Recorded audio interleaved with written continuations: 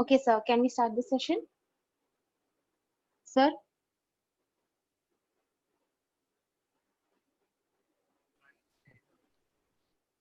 Uh, sir, yes, can madam. can we start, sir? Yes, madam. Okay. Good evening, everyone. Welcome to Diksha e-learning. Hmm. First of all, wishing you all a very happy Doctor's Day. This noble profession does not celebrate their day with major fun or social extravaganza, but instead in a very silent, solemn way. All doctors begin their professional lives with noble ideas of serving humanity and healing those in need, especially during this pandemic of COVID 19. The doctors and their services are to be celebrated with great honor. Once again, happy Doctors' Day to everyone. Education is the powerful weapon that can be used to change the world. So, on that note, it is my great pleasure to invite you all to this webinar so that we can share that education. It is my great honor to invite Dr. Alapat Vinod Kumar sir to conduct the seminar on the topic Affinity between Vata and Nervous System, a Comprehensive View. Dr. Alapat Vinod Kumar sir completed his UG from Bharatiyar University, Coimbatore, and MD from Shivaji University, Kolhapur, and acquired his PhD from Rajasthan University, Jaipur. Currently, he is working as HOD and Professor, Rajiv Gandhi Ayurveda Medical College, Chakra, New Mahi. He also has presented numerous papers in national and international seminars. He has also published a book called Compendium Views of Shroto Sharira by Chaukampa Oriental, Varanasi. Before starting the session, I would like to go through few of the basic instructions that has to be followed throughout the session. For an uninterrupted class session, use laptop with high-speed internet connection. Please make sure your microphone is on mute to have a disturbance-free session. In case of any disruption, please check your internet connection first, and if the problem is within our network connection, kindly raise the issue in the chat box. Filling your full name to be displayed is appreciated. All the queries are to be raised in the chat box, and all the queries raised in the chat box will be addressed after the completion of the session. Now I would like to hand over the session to sir. Over to you, sir. Thank you, madam. Thank you, sir.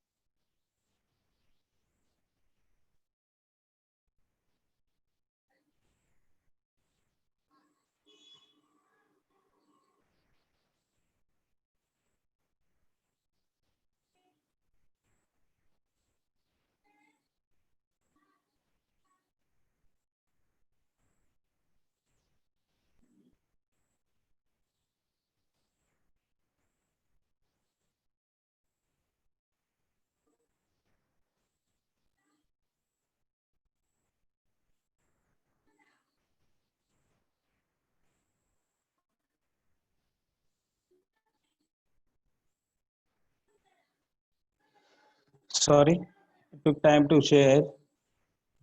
No problem, sir. Hello. Uh, is it visible, madam? Screen?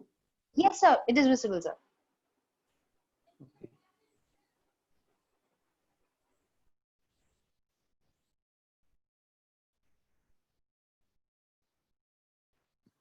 So thank you, madam. First of all, I would like to say thanks for the Diksha organization for giving me this opportunity to share some of my views regarding this topic of affinity between the Vata and nervous system, a comprehensive view. So to all the members of Diksha, a warm welcome, and to all the members who have been joined, for them also all welcome. And first of all, today is the Doctor's Day, and it is my great pleasure to share some of my views to all the Devadutas, Narayana Vaidya, we call as Devadutas or Narayana Vaidyas, who have been present in this session, and I wish all of them the happy Doctor's Day. And what it has been told by the Charaka, Kochid Artha, Kochid Maitri, Kochid Dharme, Kochid Yeshaha, Hiyabhyasa Kochidevacha, Chigisa Nasti Nishpalaha. So when you do the sincere work in any field, it is not only in the Chikitsa as such, any field, if you are done, you are being put forward, your 100% has been involved in that. Definitely you will have a benefit out of that. And that's what Acharya Charaka also said, that if you do this Chikitsa, you may get Kwachit Ardha, you may get money, you may get Maitri, you may get friends, you may become, or you can get the Dharma also, or you can get Yashas also, the fame also you can get. And if you don't get the above four also, definitely you can get the perfection in the Kriya, whatever you are treating, definitely you will become perfection in the treatment wise also. So definitely you will not going to lose anything when you start doing Chikitsa to the patient. So the best example what Charaka is that, which today has been explained. So coming to the content wise in today's topic, which I would like to summarize in these points, like introduction and the formation of Srishti and Purusha as per Ayurveda and modern, and structure of Vata and nervous system, Nirukti, Guna and classification of Vata, location and function of Vata, and location, function and common diseases of nervous system, and treatment modalities to be adopted in Vata Vyadhi and nervous system, and conclusion and any questions which can be raised in the last. So as an introductory part,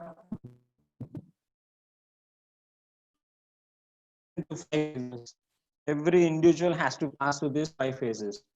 That is Utpatti, Vriddhi, Utkranti, Kshaya and death. So it is sure that we have to face all the 5 phases, where these 5 phases will be involved with the involvement of the Panchamahabhutas in our whole body, as well as the universe, which has also been involved with the Panchamahabhutas. So Acharya Charaka also been explained, Yavanto Purusha Tavanta Eva Lokaha. So whatever we have, the same is also existed in the universe. And it is also been told by Charaka, Acharya Shushruta in Sharirasthana, Panchamahabhuta Sharira Samvaya Purusha Itihi. The human being is made up of Panchamahabhutas itself. There is nothing beyond this which will be existed in this body as well as universe.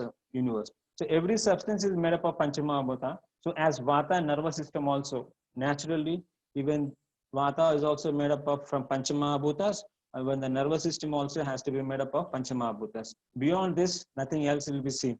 So we will see what all the structures which will be seen in it. First, we like to see the Srishti Upatikrama, which has been explained by Acharya Shushruta. So Acharya Shushruta has been explained. The first he explained about the Sankhya philosophy. Based on the Sankhya philosophy, how Srishti has been manifested. From Avyakta onwards, he started Avyakta, Mahat, Ahankara. With the help of Sattva, Rajas and Tamas, Vaikarika and Tejas Ahankaras, where these Ekadash Indriyas and the Pancha Tanmatras have been manifested. From that, the whole universe has been manifested. That's what the opinion of Sankhya. But as per Vaidyas, Acharya Shushruta has mentioned, he has considered rather than in that way, this will be the better way. Swabhava Ishvara Kala Yadricha Netintada Parinamancha Manyante Prakritim Pradik Darshanaham. So this is what which has to be understood. It is not just universal formation, it is also been involved in the formation of disease factors also. Like how it has to be related in the manifestation of the diseases.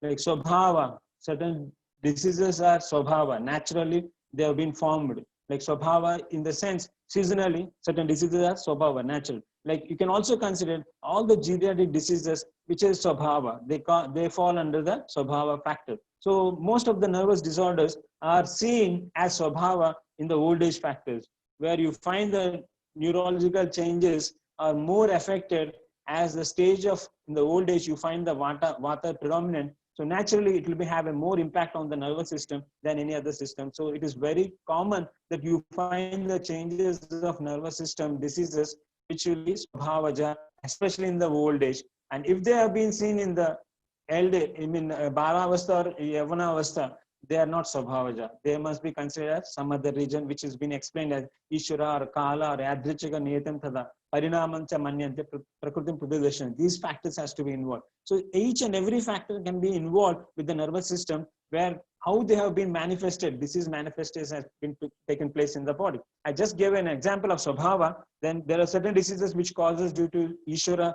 There are certain diseases which causes due to Kala. That particularly related with the nervous system has to be understood. Then definitely you can understand in a different sense of understanding. This nervous system can be understood in a much different manner. So coming into the formation of Purusha, that has been explained in our Samhita, and this is the quotation which we find in the Upanishad, where Akashad Vayu Vayu Agnir Apa Prithivya Aushadhyat Annat Purusha. This is how the Purusha has been manifested in the universe. This is according to Taittiriya Upanishad, where they have said that all the Panchamahabhutas were involved. From the Panchamahabhutas, Aushadha is being manifested, and from the Aushadha, Anna is derived, and from Anna, Purusha has been formed. So it is very clear that whatever qualities we are obtained, it is based on the Anna what we consume. Because different types of Annas are there. There are Sattvika Ahara is there, there are Rajasika Ahara is there, there is Tamasika Ahara is also there. So what type of food you consume? You take a Sattvika Ahara, definitely you will have the qualities of Purusha with a Sattvika quality. If you consume a Rajasika Tattva will be there. And if it is a Tamasa food, definitely you will be having Tamasa. So based on the Anna only, your inner environment is maintained, as both physical as well as psychological factors will be depending what type of food you will be consumed in that. And if you consume a proper food, you don't have to depend the previous one, Aushadhi, which doesn't require to be consumed in your life when your Anna is in a perfect manner consumed. And if Aushadhi is not working out in some stage, once in a, some say if it doesn't work out, naturally you may have to live your life, which will be going back to the Prithvi itself. So one day it is sure every individual has to go to the Prithvi. But better to go in a happy manner without having much difficulties in our life.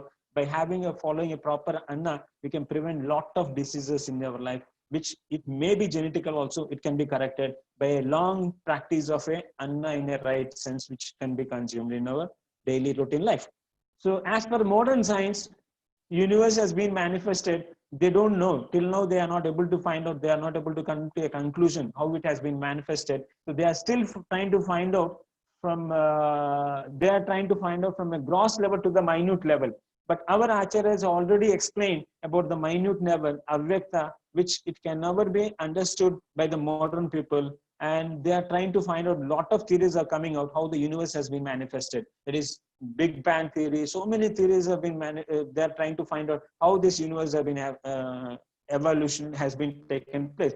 But our Acharyas have been very beautifully, in a very simple manner, easily understanding manner, they have explained. And as per the human being, the modern people have been, they could able to understand in a much better than us due to their available techniques or instruments are available. They could able to find out more deeper. So they have been found out that how the individual has been manifested. That individual spends in their first 9 months, in 9 to 10 months of life within the womb of their mother. During this period, the embryo acquires the form of a 3-layer disc. This is called the embryonic disc or germ disc. The 3 layers consists of this disc are ectoderm, mesoderm, and endoderm. Ectoderm, it mainly is the outer covering of the body, and the nervous system is manifested from the ectoderm. So the ectoderm is the outer covering. So naturally, Vata is mainly connected to the Twak only. Vata is mainly related with the Twakshari. So Twak is the one which is being connected to the external environment, and this has been directly connected to the nervous system, where Vata is being more predominantly related with the skin, and it relates with the nervous stimulations which passes to the brain, where it will be trying to maintain the internal environment as per the external environment. So the internal and external environment balance has been done through the mainly through the sense organ is that is Twak. And that is being the ectoderm, which is the outer covering of the one, which will be involved in the formation. So ectoderm is the part with the layer which is involved in the formation of nervous system, that can be related with the predominant, Vata predominant only. We cannot consider every individual is or every structure is made up of Panchamahabhutas. So this is also made up of Panchamahabhutas, definitely. But it is predominantly, maybe Vata may be associated with this, and Mesoderm and endoderm are the other structures where the Mesoderm is the main connective tissues have been involved in that. So being in the middle portion, it manifests between the ectoderm and endoderm in the embryonic stage itself. Between these two layers, the middle one. So it is a connecting one which connects both the ectoderm and endoderm, where the endoderm is being the lining of the gastrointestinal tract, vessels and ducts mainly. It can be related with the pitta predominant, and mesoderm can be related with the kapha predominant layers. As these are the main four prime tissues of our body: the epithelial tissue, connective tissue, and muscular tissue, and the nervous tissue. Among this, the nervous tissue is a separate one, which is not being involved in it. But the whole body is involved in these four tissues only. We don't have anything beyond this. Everything fall under these four tissues itself. So the nervous tissue comes as a separate, which is not being falling under any other group. But if you find about the connective tissue, you have a lot of other tissues, the blood, bone, remaining all of the tissues comes under that itself, which is a group of structures connecting one, whereas the nervous system, it is an individual one, and the muscle is also individual one, and the epithelium, it is outer layers or outer coverings and the inner linings of the vessels and the outer coverings of the other organs. All these protections have been done. Within these four tissues only, the whole individual is being manifested. So nervous system is manifested from the nerves itself, nervous as a separate group. But it is being supported by the connective tissue. No doubt, it is being supported by the connective tissue as well as it is being supported by the epithelial tissues. Definitely, they have been having a main role which will be supplying to these muscles. The structural concept of Vata and nervous system. We look into the structural component, how it has to be understood. So, as the classification of the substances and universal substances, they can be broadly classified into three substances which are grossly available in the universe: as gases, as liquids, and as solids. So you find the gases which will be Vayu and Akasha can be related with that. Vata dosha is more prominent in this. Vayu and Akasha is related with the Vata dosha, and liquids, all the liquids will be coming under the Pitta predominant, as the quality of Pitta which has been explained as the last one of the Pitta. Pitta sasneha ushnam vistansara dravam. Drava is the quality of a Pitta quality. So liquids, all liquids falls under the Pitta category, which will be predominant of Agni and Kapha, and the last one is the solids. Every gross substructure forms under the Kapha predominant, where Prithvi and Up Mahabhutas are involved in this. So this is the classification of universal element, and Vayu with the Vata, and Agni and Up with the Pitta, and Up and Prithvi with the Kapha doshas. And the classification of the biological elements, these are the structures which are related internal body, where we have a different substances, but they are not different from the external universe, but they have a typical nature difference from other qualities. So those substances we can call them as a Dravya Rupa substance, as a Shakti Rupa Dravyas. Dravya Rupa Dravyas and the Shakti Rupa Dravya. Dravya Rupas, that which have a structural component, these substances will be of Sthula Rupa and of visible nature, known as matter, like Saptadhatus and Upadhatus, or Malas, or Upamalas, or the Malas of individual Dhatus. Everything comes under the Dravya Rupa. And the Shakti Rupas, which are the main functional components of our body, or these substances will be Sukshma Rupa. They are not in a huge gross number, but they are in a minute subtle level, very less in quantity, but they do a lot of actions, or they cover a lot of functions in our body, and are apparently their actions known as energy wise. They will be related with the energy sources, like Tridosha and the Ojas, very minute structure. These are the three structures which can be considered mainly with the Shakti Rupa Dravya, which will be related to the internal part of our bio elements. So these are the bioelements which can be related. Shakti Rupa Dravyas, Vata dosha, Pitta dosha, and the Kapha dosha. It's a biological physical force, Vata, which causes the nervous psychic change, psychic and catabolic phenomenon. It is existable in the nature due to the predominance of Rajoguna. Rajo Bahulor Vayu. Actually, this Rajo Bahulor Vayu has been with now Vata. It's been related with the universal Vata, not the human Vata. Internal Vata is not been related. This Vata is Rajo Bahulor Vayu, universal Vayu, but definitely related to certain extent internally also. Whenever you become when Rajoguna doshas are increased in the body, definitely Vata is going to be increased in the body. That can be usually it can be easily found out in our body. Pitta dosha is a biochemical force causing digestive, enzymatic, thermal, and metabolic phenomena, and it is illuminative and transformative and exhibited in nature, where this is involved in transformation from one form to another form. You require energy. That energy is mainly fire. Without the involvement of this fire, you can never transfer one substance to from another substance. And this transformation is occurring from starting from the Rasadhatu to Shukradhatu, also the individual systems, that is system, hormonal system, or every nervous system, everything has to be modified. Without the involvement of Pitta, it can never occur. And the gross structure, that is the last one, Kapha dosha, it's a biochemical and physical force causing anabolic and nutritive phenomena. It is inevitable, sensitive, and the inert in nature, where this is the main nutrition part or the gross structure of every individual of the human beings. The structure of the nervous system, how it has to be considered. As in normal cells, under microscopic, we can find the two types of cells can be seen. One is neuron, another is neuroglia. So neuron is the main functional part of the nervous system. Neuroglia are the caring part of the nervous system, where they take care about they help as a connective tissue. They can be involved as a connective tissue, which supports the neurons in their activities. They will be helpful in supporting the functions of the neurons in the body. So these are the gross cells which can be classified as a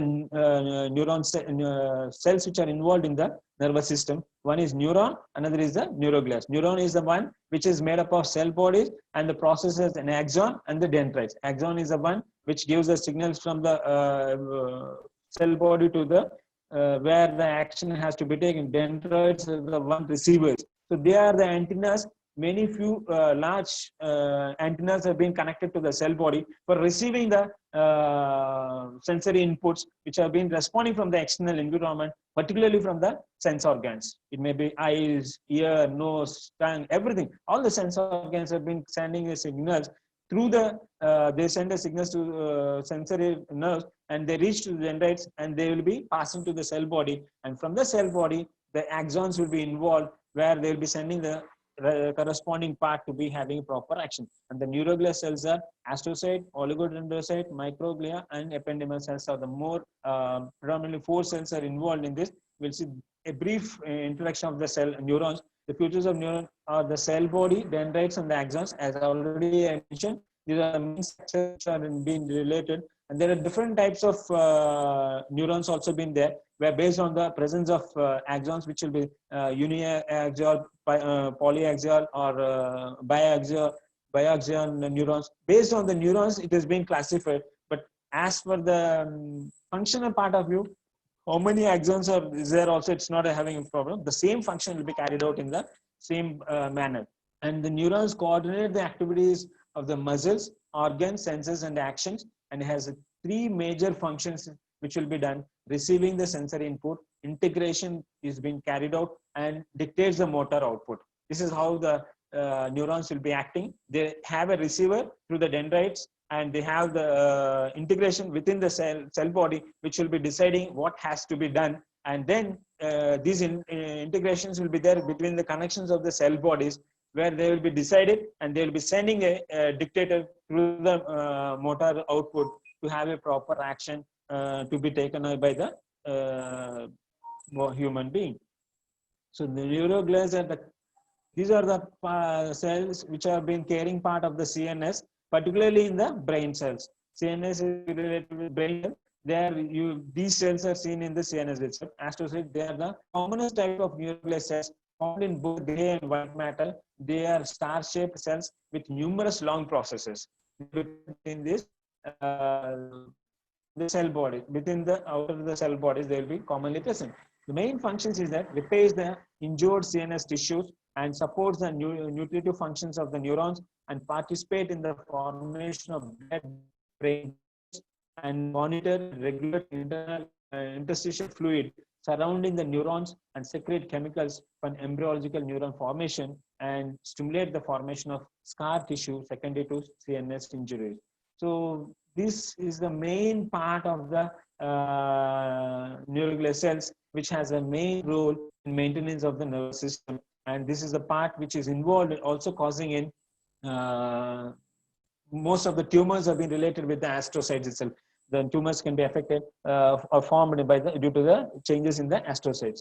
So there are two types, protoplasmic astrocyte and fibrous astrocyte, were found in the gray matter of the CNS. Their processes are buried extensively and found in the white matter. They are found in gray, and these are found in the matter. Gray matter is mainly related with the cell bodies, and white matter is related with the axons, where it is more white in color. The process have been few branches, but longer. They are longer in nature. They have been connected with the white matter. These two types. And the next one is, so these are the main where they have been oligodendrocytes are the branching cells with few short processes, and they are distributed in the gray and white matter of CNS, and functions are, they are involved in the formation of myelin sheath in the central nervous system, particularly in the CNS, and functions of myelin sheath are surround the thicker axon, forms an insulating layer, prevents leakage of electric current, and spreads up impulse conduction, speeds up in the impulse conduction. They spread in a very fast manner without having a damage nearby structures, and because of this myelin sheath itself, they are protected and they are not leaked, and the electric current can be, or the stimulations will pass in a right way to a right target organ because of this myelin sheath. And if they are lacking, definitely the signals may not be reaching in the right way. They will be passing, they will be leaked, and they will be causing damage to the neighboring structures, which will be causing a lot of change in the body. And microglia, these are the spindle shaped cells. Branching process raised from each polars of the cell are distributed in the gray and white matter within the CNS, are rich in lysosomes, and their main function is phagocytic action. They do the phagocytic action has been carried out by this microglia with any foreign particle or any harmful substance which enters with CNS will be caught by this microglia as doing the function of phagocytic action. And the last one, ependymal cells, which is related to the central nervous system, are simple.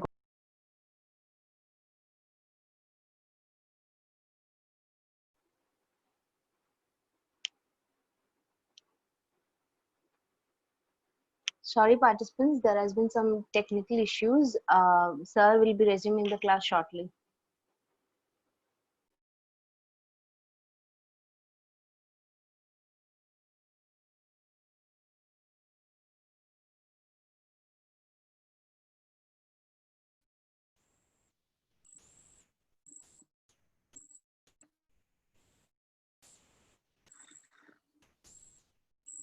Excuse me, madam. Yes, sir. We can hear you now, sir.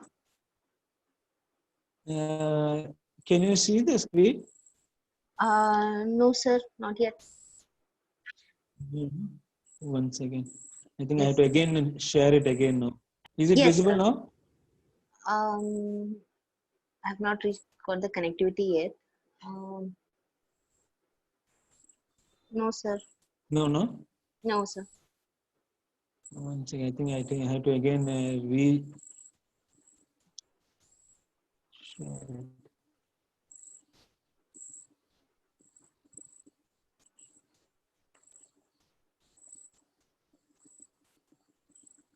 Is it okay, madam? No. Yes, sir. It has started screen. It's coming as started screen sharing. Just, I think. Yes, sir. Now it's visible, sir. Okay.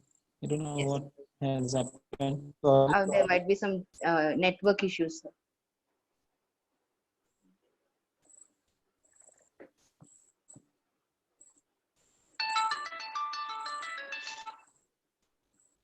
And I'll call you back. And I meeting loan. Sorry.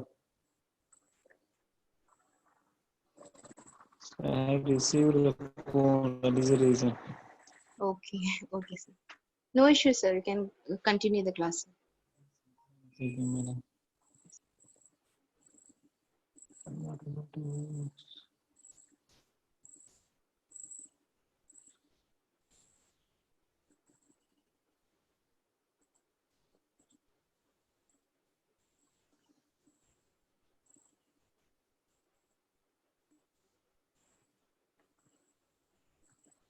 to make it big screen, madam. Some issues here. You're not able to make it into big screen, sir? Yeah, to the. Yes, it is coming now. Yes, No. thank God. It has come. Okay, sir. Can you see it, madam? No, sir, not yet. Yes, sir, now it is big screen. Okay. Yeah. Yes, sir. Sorry for interruption. Some network problem. Is it audible? Sir, yes, sir, it's audible, sir. Thank you. Yes.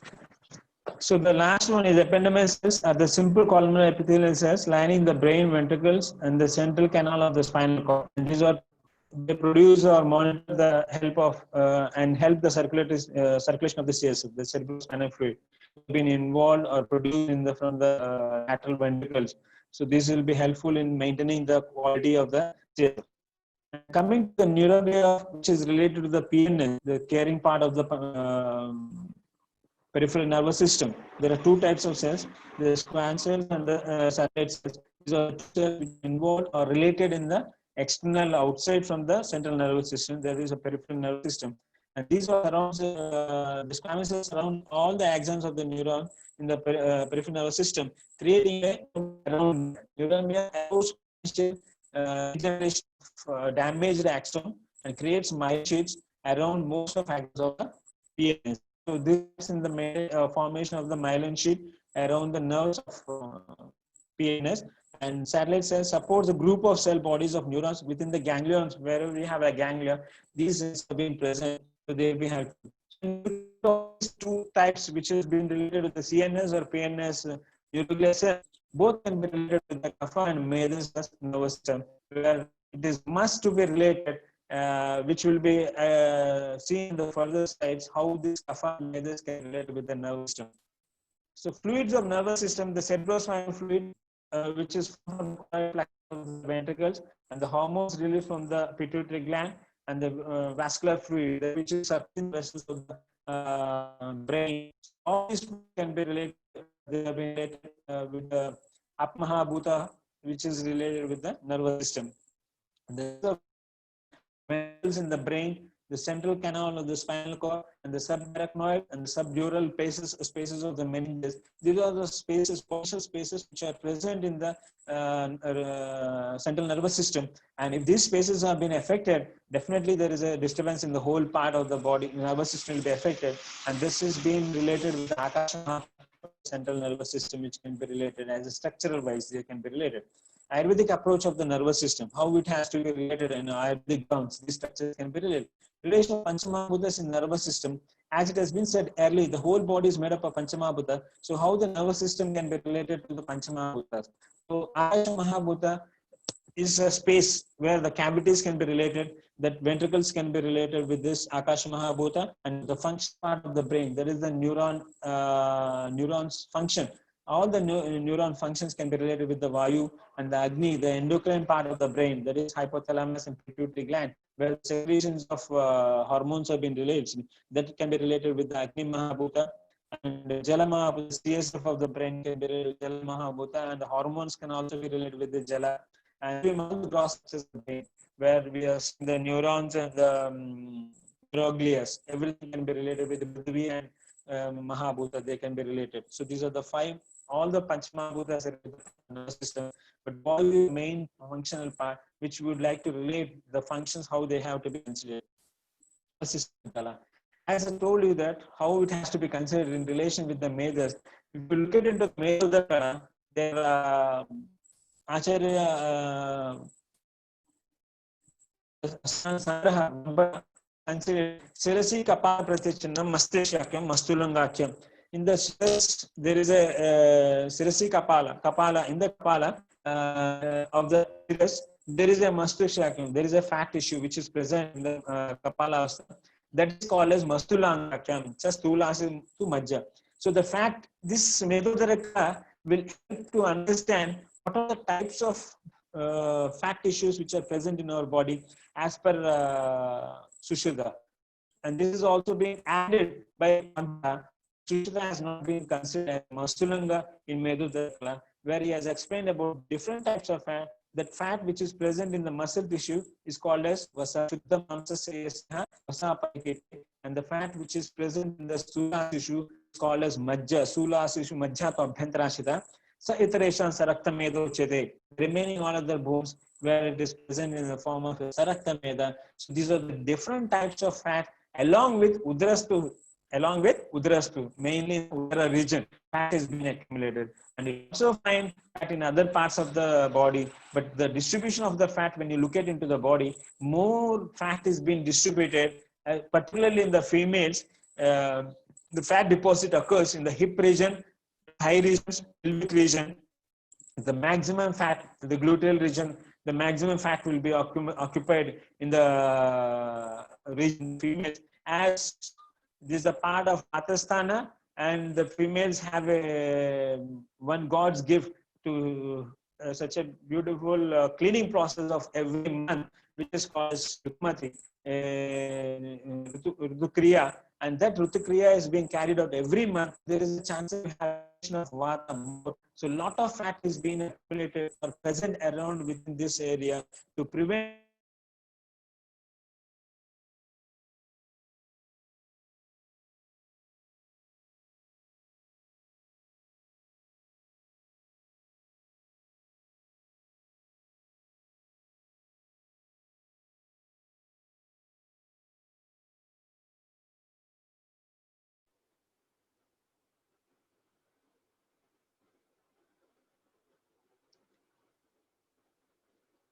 Sir?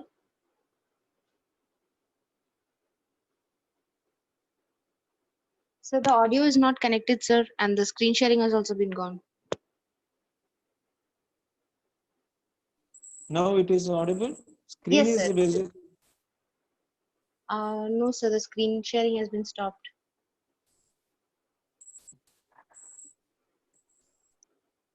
Now Um, it is not visible. no, sir.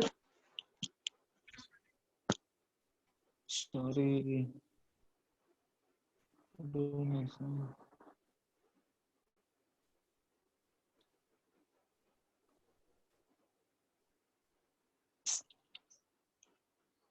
I think now it should be. I um I think it's starting to share.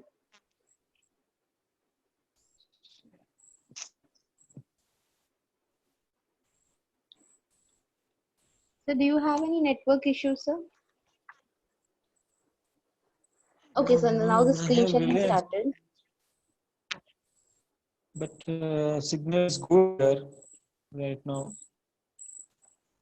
I have not received any phone call also, but I don't know. I think it is some problem. Now it is visible. Screen. Sir, yes, sir, now it is visible, sir. Shall I continue, madam? Yes, sir. Yeah.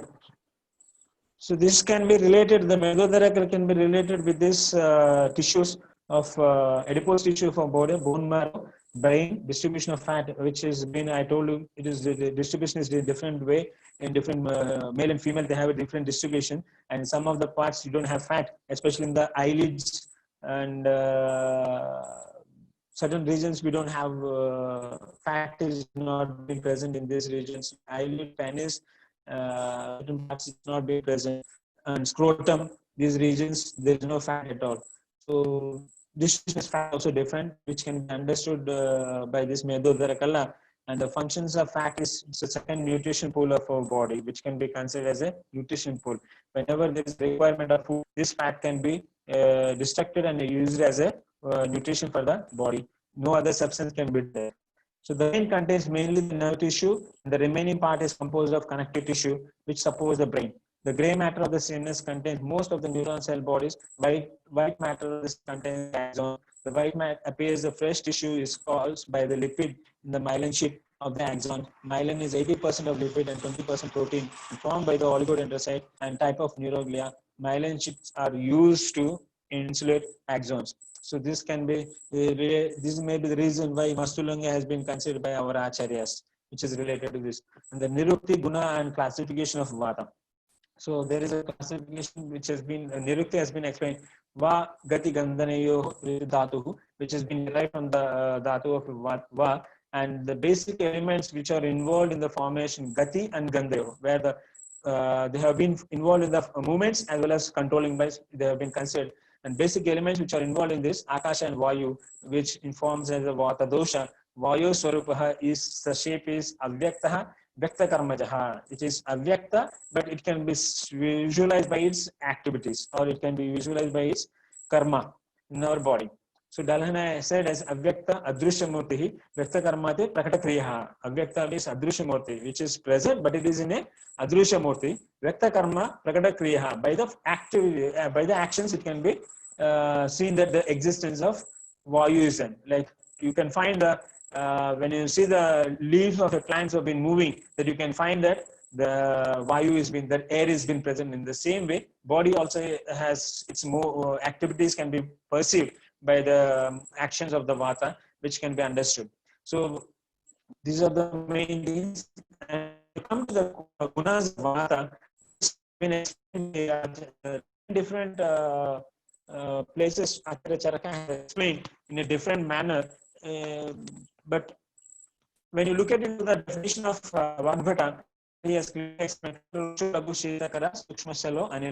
these are the main properties of Vata dosha. And as he also explained Charaka in 20th chapter, where he has been Vata Kalakali Adhyayam, that he explained Pratidas Rauksham Shaityam Lagam Vishagyam Gatati Murtam Murtatvam Anavastitatvam Chayati Vayor Apani Atmarupani.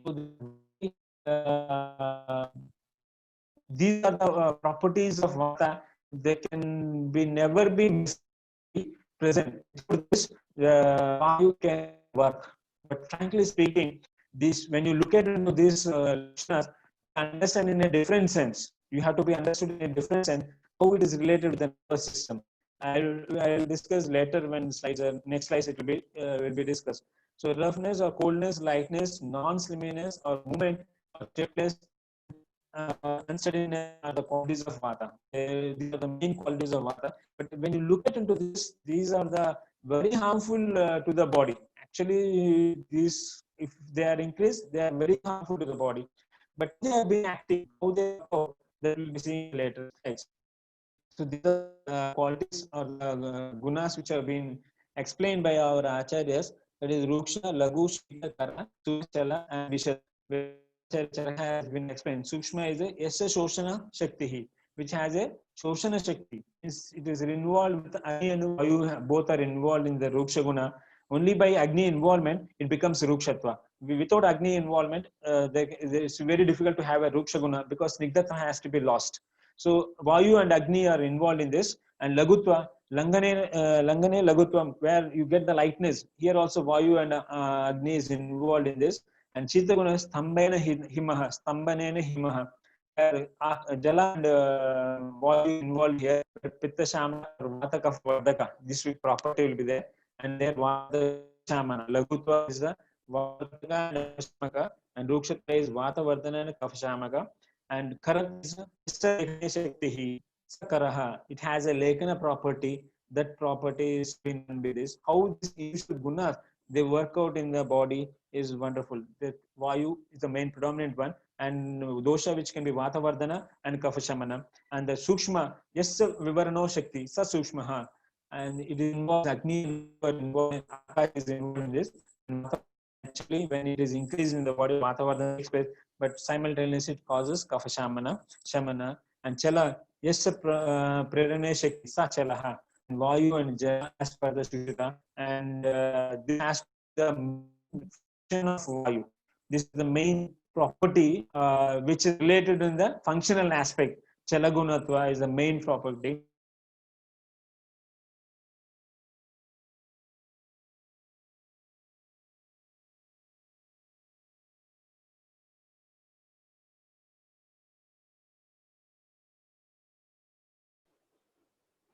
We are very sorry, participants. There is some network issues in sir's connection. That is why these interruptions are happening. We are working on it and it will be rectified soon.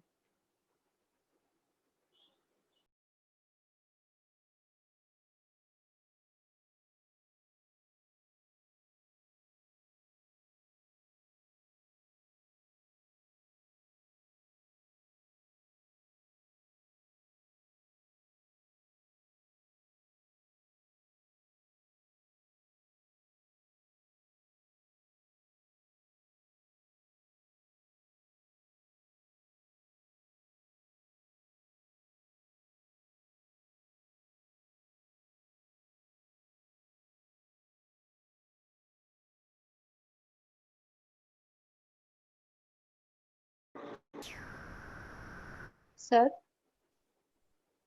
Is it visible, madam? the screen it's starting to share, sir. Sir, is there Yeah, any yeah. place where there is more network connection? I don't know, madam. This is the first time I'm facing because I have conducted 3 meetings. Till now, I never faced this problem. And I'm going out. Stay outside actually. Okay. 1 second. Yes, sir. But if I go outside, it is difficult for me to be visible, ma'am. Sir, your voice is still breaking, sir. Is it clear now? Yes, sir. The screen has come now, sir. Just come. Screen has come, sir. But can you make it full screen? Yeah, it is. No, just now I made it full Yes, screen. sir. Now, yes, it's available. I'm sorry. No problem, sir. Subvarieties of Vatusha, they can be classified as 5 types according to Ayurveda. But as per Siddha, there are 10 types have been explained, where you have different types of Vatas have been told. But if you want, you can classify to any type of number of types of Vatas as per the region wise also. Shaka Siddha Vata, you can consider Kosta Siddha Vata, you can give any name which can be done. It's not the factor that how many Vatas you've been classified. You can classify to number of Vatas. There is no any issue in there. But the gunas can never be modified to any type of vata, whatever classification you're doing. Because Udana Vayu will not have any other qualities than Ruksha, Lagu, Shita, Kara, Sukshma, Shalana. These are the qualities will be the one and the same. Then why this classification has been done? Only for the reason to understand where and how to reach a particular target organ. Udana means a particular region. So that region will be helpful to reach a Vaidya. But if a person who knows well versed, it doesn't require to have this classification also. You can just have one vata itself. Wherever vata is there, vata is only one. Properties are same. But they will be having these lakshanas will be one and the same. Okay, we'll see into the individual vata zones where they have been present as per vata zone. Pakvasha katishakti shoni asti sparshanendriyanam sthanam vatasya tatrapi pakvadanam visheshaha. Most of the acharyas have been considered vishesha sthana as pakvashaya. Every acharya has been considered as pakvashaya itself. But there is one reference we also find that which has been related to the in the Atharva Veda, where he has explained मूर्धनामस्य संसिग्व्यार्थम हृदयं च यत् मस्तिष्कमूढं प्रेरयेत् पवमानो अधिशीर्षतः मस्तिष्क ऊर्ध्व. So the vata is been definitely related with the mastishka urdhva prerayet, that which has been involved in the prerana of the mastishka urdhva. Above words, upwards movement, towards the mastishka movements have been carried out. From the mastishka movements have been carried out. And from the hridaya movements have been carried out. So all these have been very clear that mastishka word has been used in the other Veda, that vata is having a main role, controlling role on the nervous system. Adhisishataha, very important functions have been carried out from the Mastishka. Vata has been controlling in that. So we'll see the types of Vatas. Pranavayu, Pranoatra Murdagaha, Urakkantasara, Buddhi Hridayendra Chittadrik, Stevana Kshavadudgaraha, Swasa, Anna Praveshakrit. So when you look at into these functions, the Pranavayu, where he have been explained, Pranoatra Murdagaha, it is present above the head region. So definitely it is related. Pranavayu is related with the Mastishka. and Urakanta Sero, it has been moving in the Uras and Kanta. Buddhi Hridaya and the Chittadrik. Actually, Buddhi and Hridaya, Indriya Chittadrik, all these properties are related with heart as well as brain. Both have been connected here. Buddhi, Hridaya, Indriya Chittadrik. All these have been connected with both. The connection between the Hridaya and the brain has been related in this. And Stevana Shavududgaraha, where the related with the oral cavity. These have been related with the oral spitting or sneezing or belching, respiratory problems. Swasa Anna Praveshan, the breathing process, and Anna will be injected inside, swallowing. All are related with the Prana Vayu, and the functions of Vrana. Urasthanam Udana is Urasthanam Udana is Nasa Nabi Galanshred. Nasa Nabi Galanshred. It is moving from the Nasa and Nabi. And Vak Pravritti Prayatno Ojabala Varnasmiti Kriyaha. If you look at into this, the properties what he has explained, it produces or initiates the speech, and all other functions related with the sense organs will also be it improves the memory wise. They have been involved, and Bala and Varna. Memory also gives a strength to the body also. All these properties have been related with the Udana. And Vyana Vayu, Vyano Hridistitaha, Krishna Dehachara Mahajavaha. All these properties which have been related, this Pranava is the main function which can be related with the nervous system. The remaining all are supporting to the nervous system. So I don't want to go detail as time shortage. I would like to go further. If any doubts are there, you can ask me later. Samano Agni Samipasa. This is mainly related with the Koshka, where process of digestion is being related. And last one is Apana Vayu. So this has been related with the lower part, all the Shukra Artava, Shukra Muta Garbha Nishkramana Kriyaha, all the properties, elimination properties being taken by the Apana Vayu, the lower part. And if you look at into this functions of Charaka, which has been explained, very beautifully as explained, most of the functions which have been explained here are related with the nervous system, mainly nervous system, where you can consider Vayu Tantra Yantra Daraha, Prana Udana Samana Vyana Apanaha, Pravartakas Chesta, all the movements which have been related, every movement has been related with the Vata itself, and the movement is being carried by the nervous system itself. So Vata is being connected with the nervous system. Every movement is being related with the Niyanta Praneta Cha. It is also controls the prana. It is controlling, having a control over the prana. Niyanta Praneta Cha Manasaha. Manas is being controlled, or Manas is being regulated by Vayu itself. So if you have control over the Vayu, mind is being under your control itself.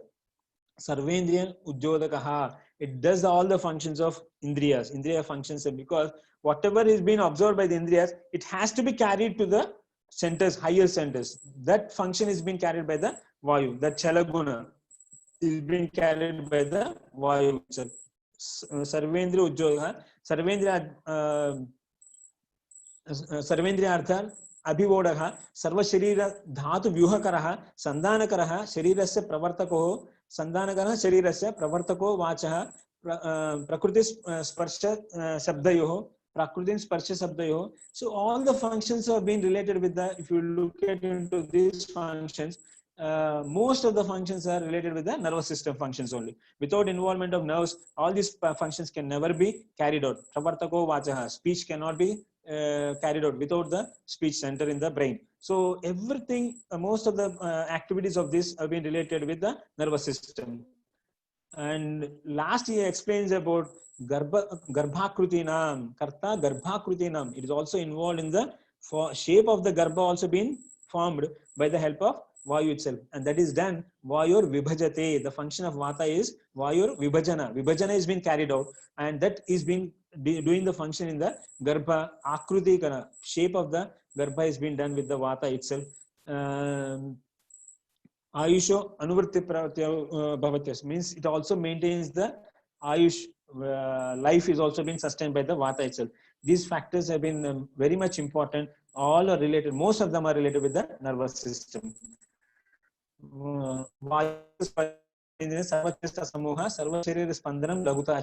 These properties have been related with the nervous system as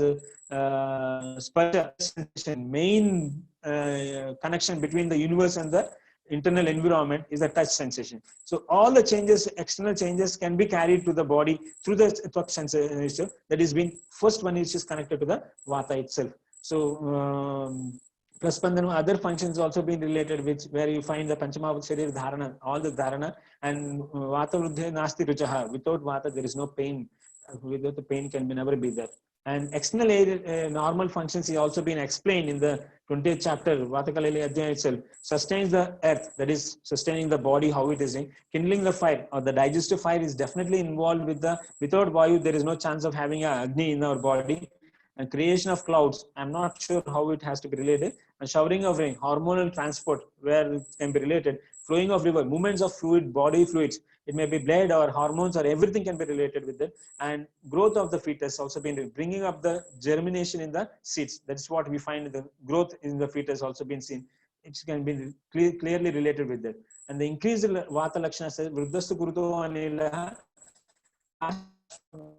kamito kampana shakrat graha bala nidrendriya brahmsha pralapa brahmadinataha. These properties have been definitely because of vata activation, which will be seen later. I will explain detail how it has to be understood as a nervous system is concerned. Because Indriyas of Brahmsha is there and Karsha is there. That is a emancipation is being taking place, which you find in the brain disorders, commonly in the geriatric diseases. And Kampa, that is Kampa Vata has been seen, Parkinson's disease, which you can find. All these are being Chakragraha, obstruction, constipation is the common symptom which we see in the before the formation of before the Pakshagata, you find the Chakragraha can be there. Bala, Nidra, Indriya Brahmsha, all three have been lost. They will be lost when a Vata gets aggravated in the body. Decreased one, Lingam Kshina Anila Angasya Sadhu Alpam, Alpam Bhashito Hidam, Sanya Nasastata, Sleshma Vruddhi Yukta, Sambhavaha. Whatever Sleshma Vruddhi Lakshanas will be there, that will be seen. Along with that, the movements are restricted. Only decrease the movement. Shino Anilo Anganasam, where Bhasha and movement, speech and is less, and movements also will be restricted, and Sanya Nasa can also occur, where loss of sense also will be there when Vata is not functioning in the body. Location and function of the nervous system, where location of nervous system, you have two classifications, central and peripheral nervous system, where central nervous system is located in the brain and the spinal cord, which is protected by the skull and the vertebrae, and the peripheral nervous system, it is connected to the which are the nerves coming from the spinal cord and the brain, as the cranial nerves and spinal cord nerves have been involved in the peripheral nervous system, and they have been connected to each and every tissues of our body. And these connections, PNS, that is peripheral nervous system, is connected to the central nervous system, and through the central nervous system, you have the action which will be taken on the body. This is the location of the nervous system in the body, and the nervous system functions mainly sensory, integration, and motor. Sensory is that the motor. They will be carrying the impulse from the external environment to the central nervous system, and integration which has been taking place in the sensory information will be collected, and the processing will be information will be processed in the cell bodies of the neurons, and then to the higher centers will be carried out, and from them the motor function will be carried out through the axons to the response which will be target organs will be supplied, and the action will be carried out, which we will call it as the efferent nerves through the from the central nerve through the peripheral nerve system. It will be acting on the muscle contraction and the glandular secretions are the main functions. All the smooth skeletal and cardiac muscles have been related. Movements will be carried out. Every movement has been related with this motor functions wherever it is required. Nervous system diseases can be classified as follows.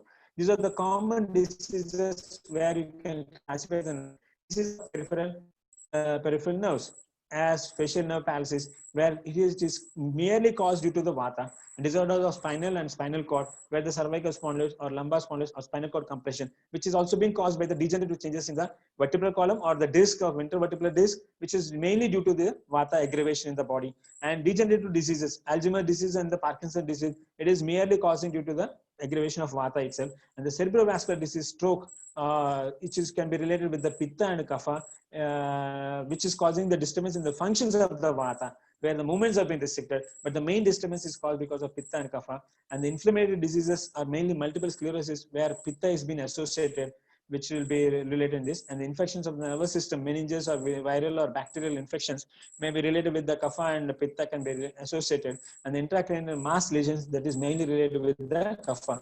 So grossly, we can find the diseases, particularly the diseases which are seen in the old age, are mainly related with the vata predominant only, all these diseases. But the remaining diseases which can be seen in the middle age also, where there may not be involvement of vata, but when you see about the stroke, Pakshagata being related as a vata vyadhi itself, but it is not actually what vata is being affected by its own. It is being disturbance due to the kapha and pitta, which I will explain in the later slides how it has to be understood, where it has to be related. Treatment modalities to the adopting vata vyadhi. As you have been seeing, samanya chikitsa vata, which has been Madhura lavana snigdha upakramayataha. So these are the food materials which has to be consumed. Madhura, amla, lavana, snigdha and ushna has to be consumed. But if you are looking into this, Madhura, amla, lavana, particularly amla and lavana, it cannot be given to a Pakshagata patient. It can never be administrable to the Pakshagata patient. The causative factor is something different. So, but here it is Kevala vata only, it has to be considered. Whatever he has explained here in the Samanya Chikitsa, it has to be adopted only to the Kevala vata, but not associated with the vata. Vata disturbance caused due to the other doshas, like what we find in the Pakshagata. Amla and Lavana may not be suitable in Pakshagata at all. And Snigdha Dravyas can also not be consumed more when it is associated with the other doshas, Vata and Pitta. It causes disturbance again furthermore. But only these things, what he has explained here, it is a pure vata only pure vata, and it is not associated with other doshas. So here he has explained all this food has to be consumed. Along with that, Sneha Sweda also has to be, Sneha Sweda, Astapana Anuvasana also has to be considered, and Nasa has to be considered, and diet should be consumed properly. Karma Bhojana, diet has to be Abhinge Sadhana, Vishekadibi, Vatair Matra Kala Pramanena. As per the matra, as per the quantity wise, as per the kala wise, as per the period wise, they have to be administered. Tatra astapana anuvasanam tu kalu sarvatropakramebhyam vate pradhanatam manye vishaka. It has been considered as others, manye, by the other people, that astapana anuvasana is the main kriyas which has to be considered as a procedures for all the sarvopakrama Vaten Pradhanena. Among all the upakramas, these two are the main upakramas, especially in a vata vyadhi, particularly related with the single vata only, not associated with any other. In this, rasas which have been told can be administered in the Pakshagata, which is a vata vyadhi. Because as I told you, amla and lavana cannot be administered in the Pakshagata. If the cause is because of pitta and kapha associated, those rasas can never be administered. Treatment of Pakshagata. What he has explained, Swedana Snehana Samyukta Pakshagate Virechanam. The word Virechana has been used here. So there are three types of Virechanas are there. Nasya Virechana is there, Mutra Virechana is there, Purisha Virechana can also be administered in the body. So what has to be adopted in the Pakshagata? Is it Nasya Virechana or Mutra Virechana or Purisha Virechana? Any Virechana which will be the ideal one has to be considered. There are some people who do Nasya Karma in an acute stage where they could able to remove the acute phase of the Pakshagata, and the patient recovered very fastly. In Karnataka, there is a doctor who does this Nasya Karma in acute stage of Pakshagata. And what modern people do is that in acute stage of Pakshagata, they do any antidiuretics to reduce the volume in the body so that the cause can be corrected. So in this particular context, how to understand this application of Virechana in Pakshagata is that three types of Virechanas are there. In which context, if it is Vataja, you administer the Sneha Nasya, if it is a Kapha, you administer Nasya Karma. If it is a Pitta, you give Virechana. And if it is Vata, you give Mutra Virechana can be adopted, where Kapha also can be eliminated through Mutra also. So these factors has to be planned before the treatment of when you get a Pakshagata. What is the main cause which is affected in the particular person has to be ruled out. Then only it has to be done. As for the modern is also, if we consider, they based on the two causative factors. Is it obstruction or is it is hemorrhage? Based on that, the line of treatment has been decided. Otherwise, whatever region, wherever the lesion may be, it is least bothered. Only thing is that it is obstruction or a hemorrhage has to be ruled out, and that is done by the MRI, where it can be ruled out. Is it obstruction or hemorrhage has to be considered. Then it can be given a proper line of treatment can be given. Does it can be related to the Pakshagata? There is a reference which has been in the 17th Adhyaya of Charaka. Vata Pitta Kshaye Sleshma Srotam Sapi Bhavat Dosha Prasamanam Murcha Va Vak Sangha Cha Karotihi. So this is what in the first line where it is caused Vata Pitta Kshaye is there and Sleshma Vriddhi is there. So in that condition, it is causing obstruction. Srotam Sapi Bhavat Chesta Prasamanam. It is causing the obstruction with the movements. Murcha, sometimes they become unconscious. Vak Sangaha, it is also causing disturbance in the speech. So these symptoms are also seen in the Pakshagata also. And this is what we find in the obstruction wise. Sleshma is increased the condition, causes obstruction in the srotasas. That causes the chesta apranasa.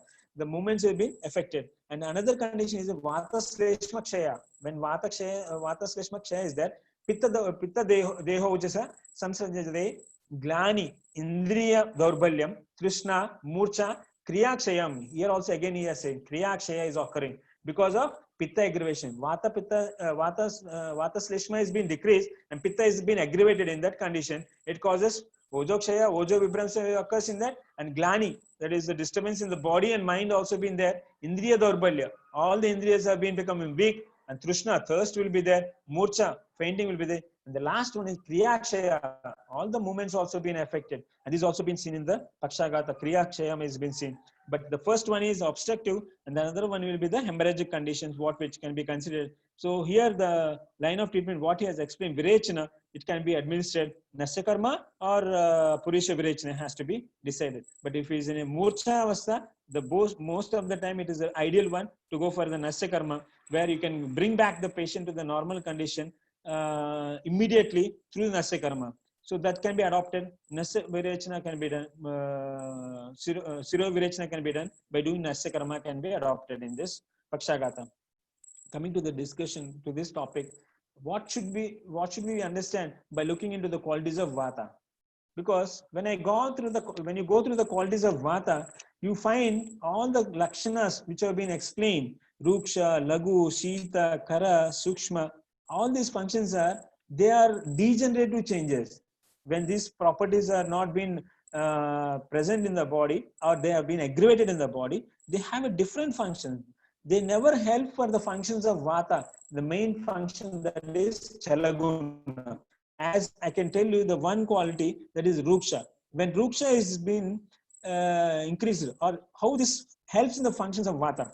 When Vata gets aggravated, definitely these properties will be increased in the body. When Rukshatva is increased in the body, definitely the main function of Vata, the Chala quality will be lost. How I can tell you, like with this, like Chalaguna is being the main function of a Vata, and Rukshatva, which is a just opposite quality of a kapha property, which is being related with the Sleshmadhara Kala, which can be considered in the Sleshmadhara Kala, where Acharya Charaka Sushruta has been explained in the fourth Kala as Sleshmadhara, Chaturthi Sleshmadhara Nama, Ya Sarvasandhi Pranabhritam Bhavati, Ya Sarvasandhi Pranabhritam Bhavati.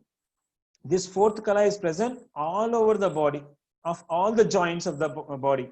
And it helps not only just it is present, it does the function of prana bhritam. It regulates or it sustains the prana. It controls the prana or it maintains the prana. So important it is Sleshmadhara Kala. And the properties of Sleshmadhara Kala, if you can find, it is kapha related only, Sleshma related, which is the just opposite property of the Sleshma is the Ruksha. Snigdha property is the Sleshma property, and Ruksha is the property of Vata. So if Ruksha is increased in the body, you will definitely have the Chalaguna has been affected. But when with having this Ruksha property, how it is maintaining is that, because that's the reason, Pittam Pangum, Kafam Pangum, Vata. So Pitta and Kapha has been regulated by the Vata itself. How it has been able to regulate it? Because it has a just opposite qualities of the remaining all the doshas, but except only one quality which is similar to the doshas of other Pitta and Kapha and Pitta, is that Shita Guna in the Kapha. No other dosha, no other guna is been seen in the Pitta and Kapha, except in the Kapha. One guna is the Shita guna is seen. Remaining all other gunas are just opposite to that of Pitta and Kapha. So naturally, it will be able to control, having a opposite qualities. It try to control the Pitta and Kapha in the body, as the nature of Vata properties are just opposite to the Pitta and Kapha. But if Shita property increases in the body, automatically Vata and Kapha both will be aggravated. Both will be aggravated, as the Shita property is also seen in the Kapha. But the remaining all other are just opposite to the remaining two doshas. They are not, can never be understood. So most of the brain functions which are made up of involved in the movement wise, they are involved in the functions of movement. Chalaguna is being related with that, and the Chalaguna is the property of main function of Vata.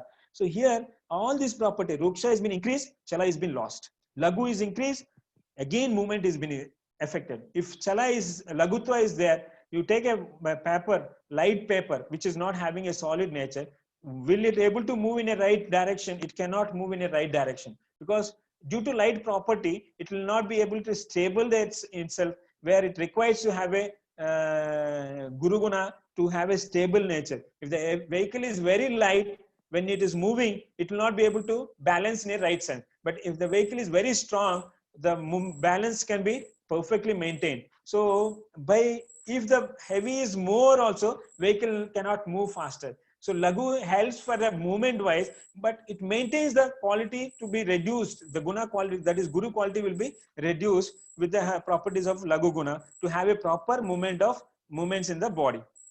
Shita, when cold is increased in the body, you have vasoconstriction. Commonly, when cold, you have been exposed to the cold, you have the vasoconstriction. All the vessels will be constricted. So when it is constricted, the blood supply also will be reduced to most of the body part, where Ushnatva cannot reach to the internal part, where the Ushna will be reaching to the internal organs than the external extremities. So movements will be restricted when there is a Shita property. Shita properties increase in the body, movements will be restricted. That's what happens in the after the sleeping in the night. When you wake up in the early morning in a cold climate, the whole body will become a stiff.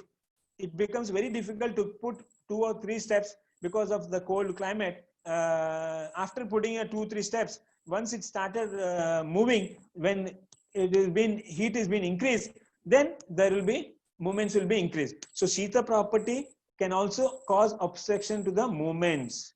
And Khara, roughness, definitely when smooth, when a surface is a mosaic like smooth like appearance, the movement will be very easy.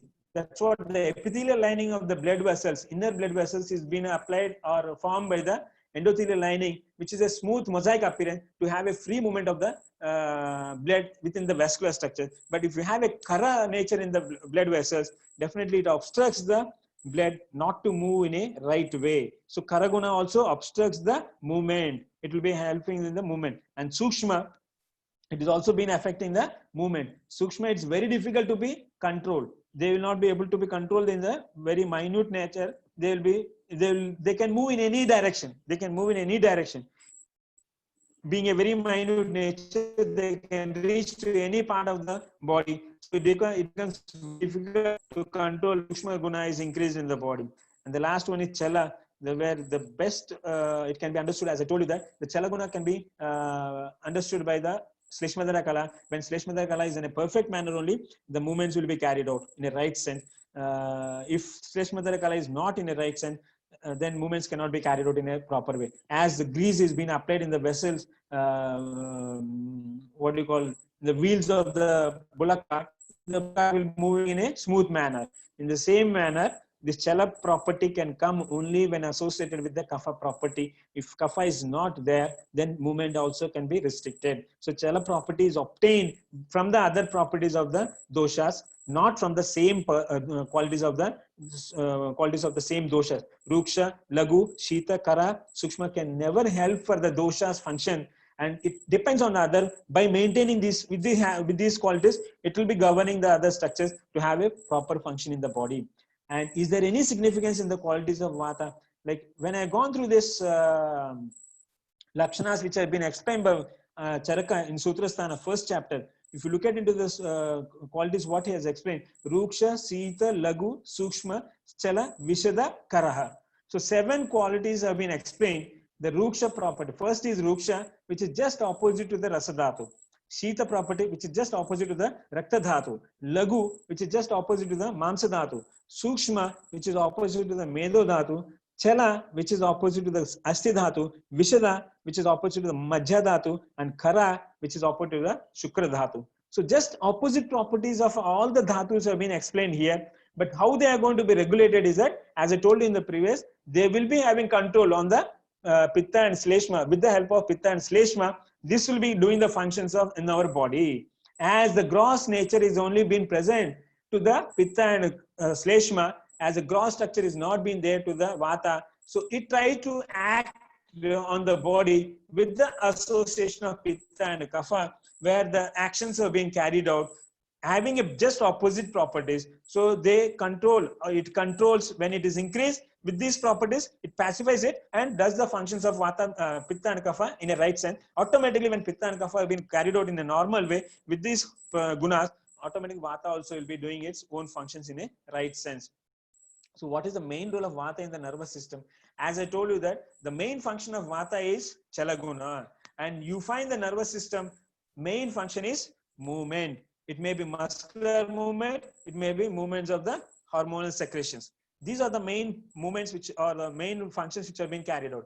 Along with the movements, it also has a role of all the sense organs have been related with the nervous system, particularly in the head region, where all the sense organs have been having a center. It has an olfactory center, it has a optic center, visual center, it has a speech center, it has a karmendriya, jnanendriya. All functions have been connected by the connected to the nervous system, where this Vata is the main one. Indriya Udyodaka. By what he has explained is that Indriya's functions is being carried out by the Vata itself. So definitely Vata is being controlled.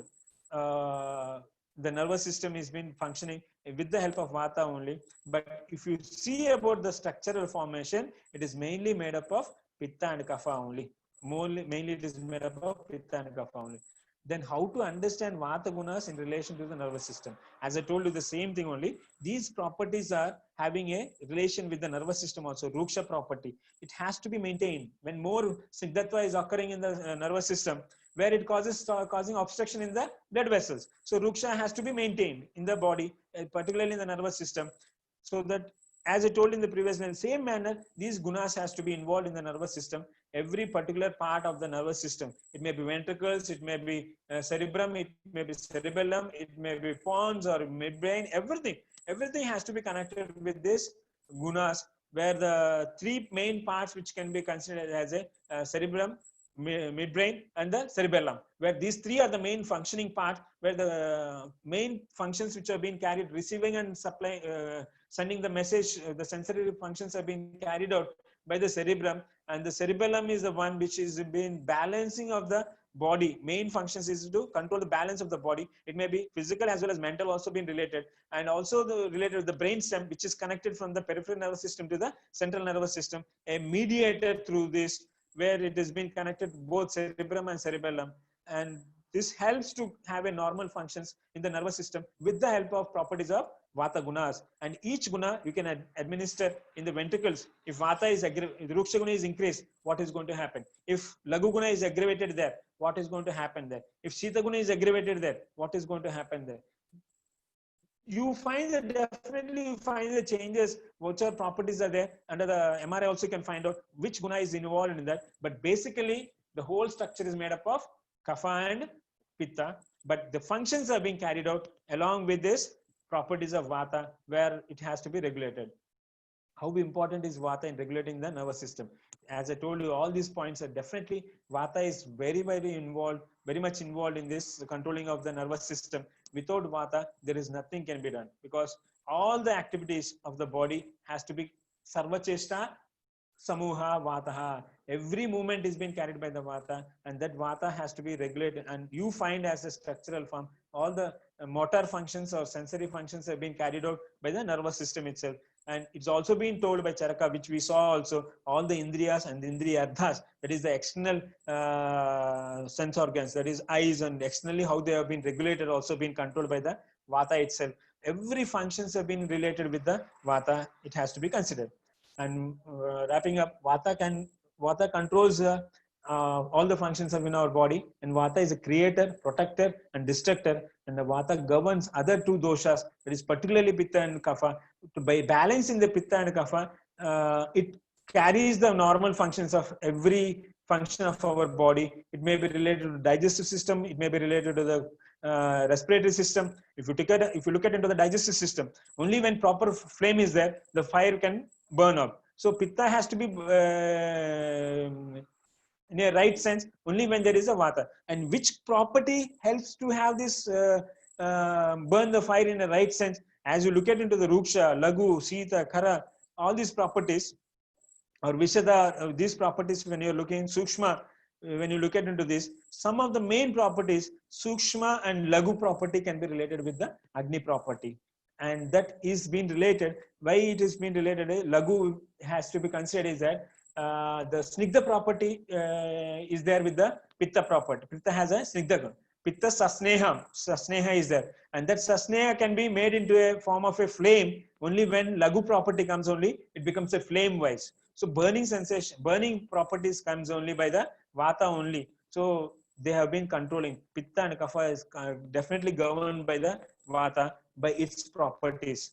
Ruksha Lagushita has a main role to have the normal functions to be carried out in the body. When Vayu is balanced, it operates like below direction of transportation, moving in smooth or orderly functions, so that arrives in the right place at the right time. So all the movements have been related with the Vayu. Without Vayu, there can never be any movement can be carried out. But as I told you, movements are restricted by the qualities of the Vata. Then how we have to understand? That is the most important point in this, which you should be able to understand. It is not the gunas which have been considered here. How they maintain the other doshas in the nervous system, that has to be considered.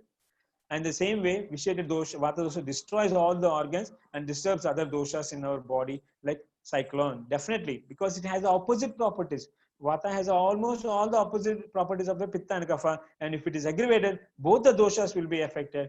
Definitely, it can destroy the doshas, other doshas also. And simultaneously, when they started destroyed, structure-wise they are started destroyed, the organs also will be disturbed. So Vata is the main one which will be controlling all these factors.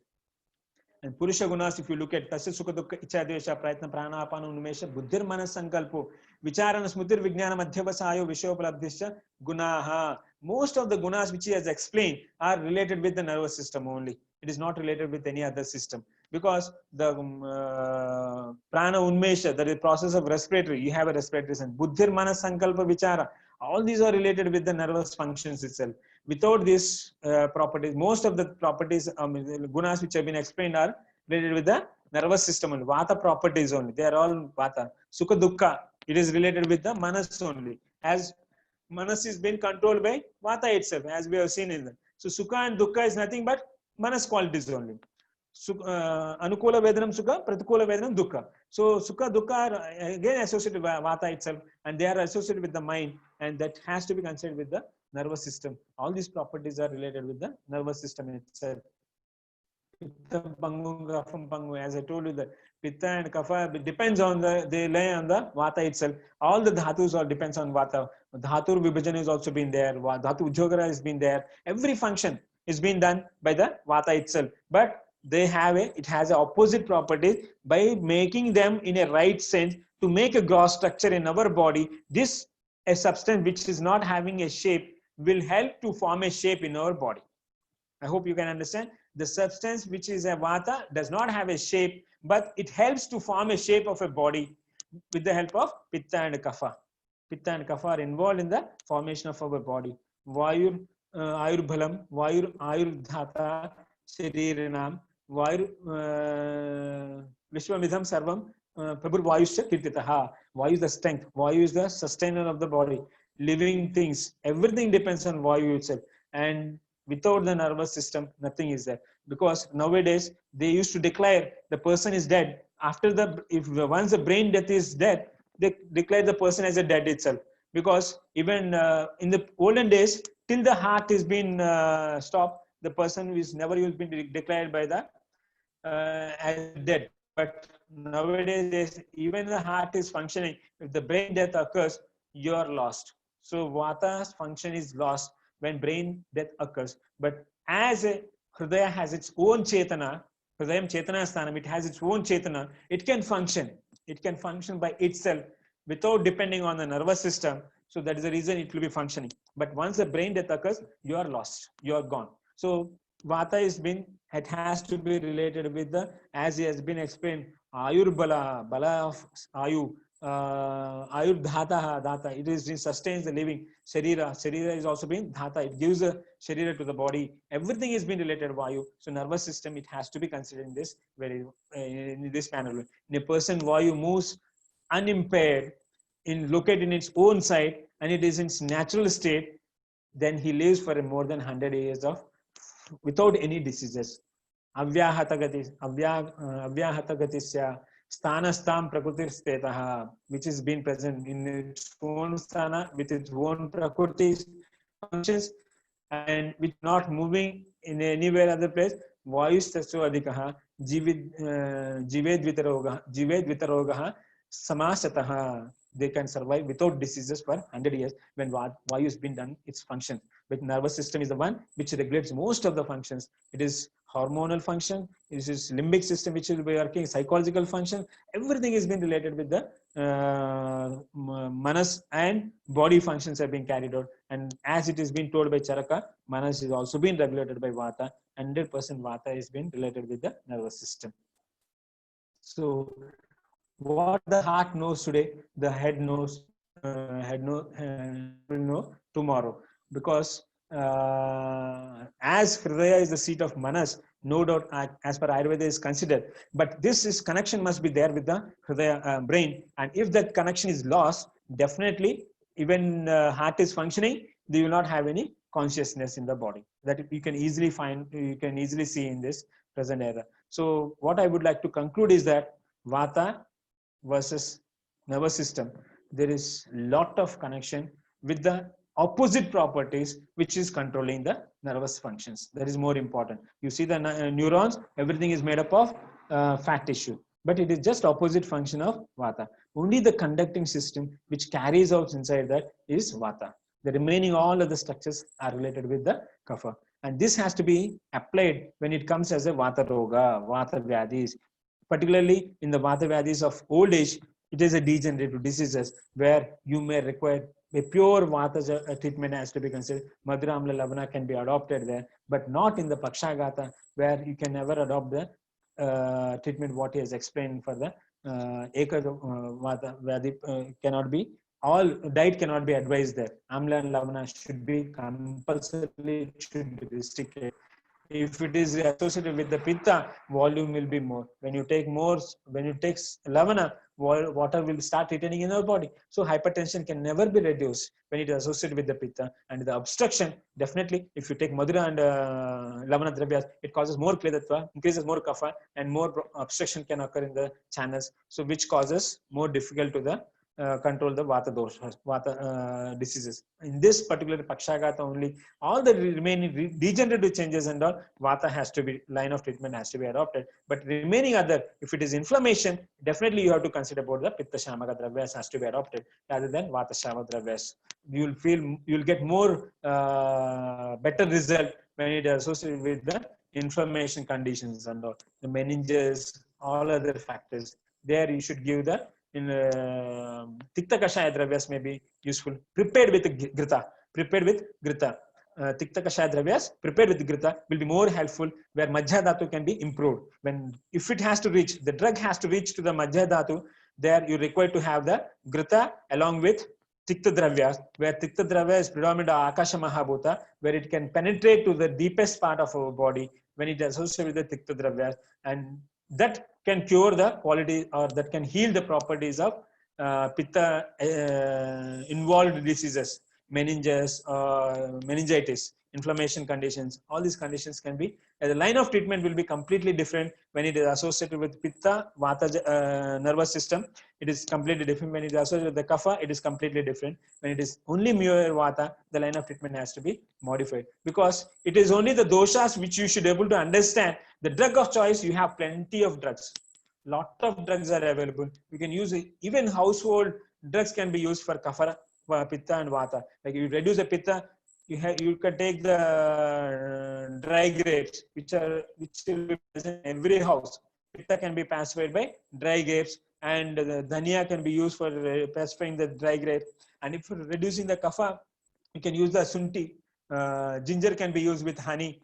Lot of home food materials are available to pacify the aggravated dosha, which we are neglecting right now. We are going on for the medicines which is being prescribed outside, rather than that try to correct the body with ahara. Annat purushaha. Anna purusha has been formed from the anna itself. So you can easily correct the anna, and the anna should be made up of, or it should be formed out of all the shadrasas. Every day you should have the shadrasa fruit dravyas, where based on your constitution, you choose your percentage of dravyas. That will be more helpful. So I hope I could able to convey what I wanted to convey. That if you have any doubts, you can ask me. And thank you one and all. And again, once and again, I am thankful for the Diksha for giving me this opportunity to share some of my views related to the Vata and nervous system. Thank you one and all. Madam? Now the session is open for discussions. Sir, there are few questions. Sure. First question is by Swapna Kumari, and the question is how to understand Indriya and Indriyarthas in relation with CNS.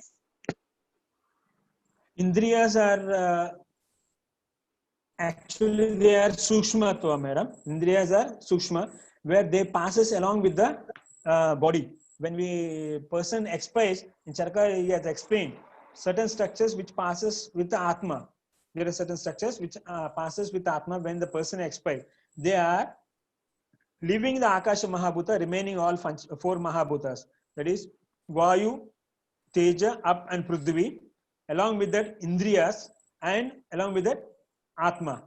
So these factors are moving along with the Atma after the death. Means they are very subtle in nature. Indriyas are very subtle in nature. They are not in a gross structures.